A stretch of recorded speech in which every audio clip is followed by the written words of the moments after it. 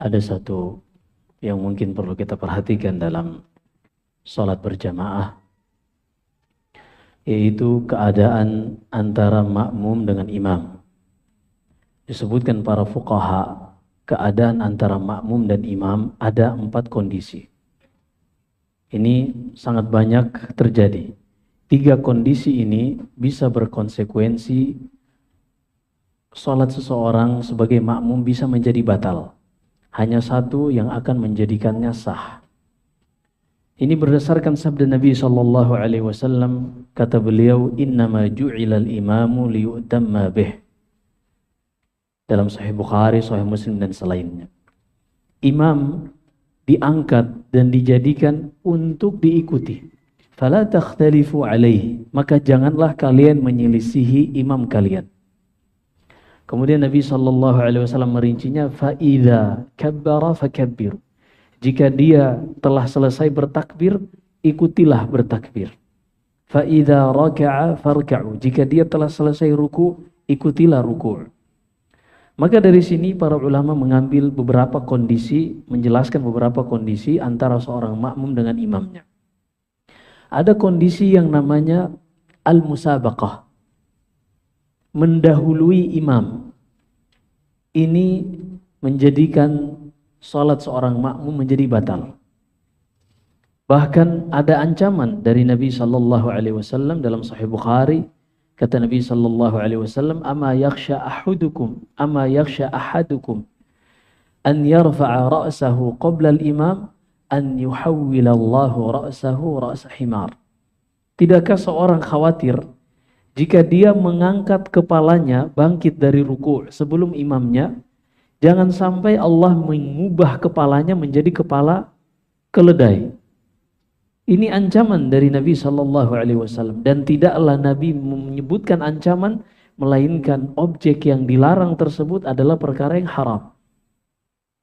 Tidaklah Nabi SAW atau Allah menyebutkan suatu ancaman melainkan objek yang dilarang tersebut adalah perkara yang haram. Maka tidak boleh seorang mendahului imamnya.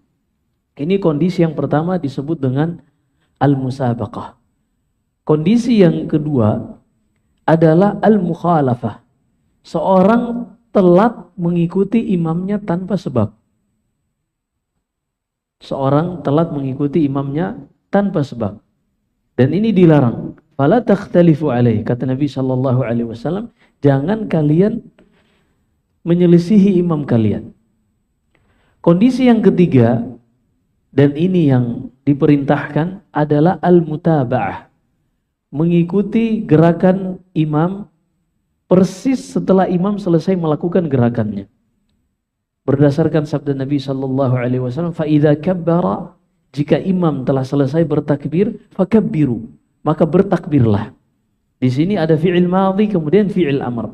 Artinya tunggu imam selesai mengucapkan Allahu Akbar, baru kalian memulai Allahu Akbar.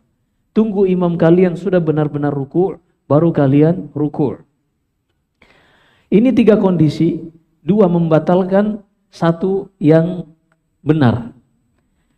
Kondisi yang keempat, dan ini yang banyak terjadi, bisa saja menjadikan sholat seseorang tidak sah jika terus-menerus seperti itu.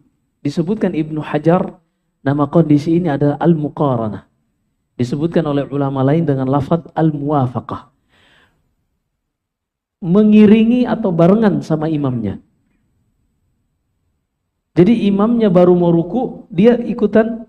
Jadi imamnya belum selesai Allahu Akbar, belum selesai Akbar, dia sudah memulai Allahu Akbar juga. Nah, ini kondisi namanya al-muqaranah. Mengiringi atau barengan dengan imamnya. Ini tidak boleh. Ini tidak boleh karena menyelisihi zahir dari hadis fa idza kabbara fakabbiru. Jika imam kalian telah selesai bertakbir, barulah kalian bertakbir. Ini sayang sekali masih banyak kita saksikan di tengah-tengah shaf kaum muslimin yang terkadang mendahului imamnya, terkadang terlalu telat.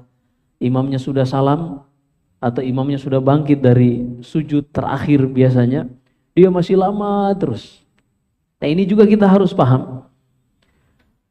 Berdoa ketika sujud, ini hukumnya apa? Sunnah. Berdasarkan sabda Nabi sallallahu alaihi wasallam di banyak hadis, wa ammas sujud fa aktsiru fihi du'a.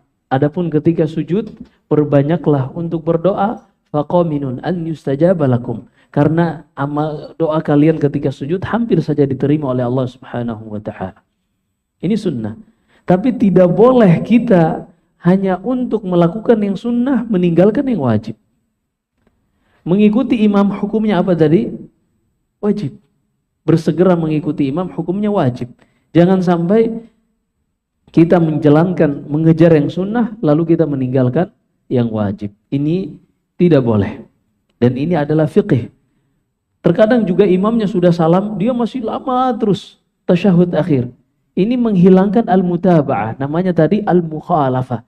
Dia menyelisihi imamnya, telat mengikuti imamnya. Dan ini tidak boleh karena al-aslu fil amr al-fawr. Ketika ada perintah, kita diwajibkan untuk bersegera menunaikan perintah tersebut.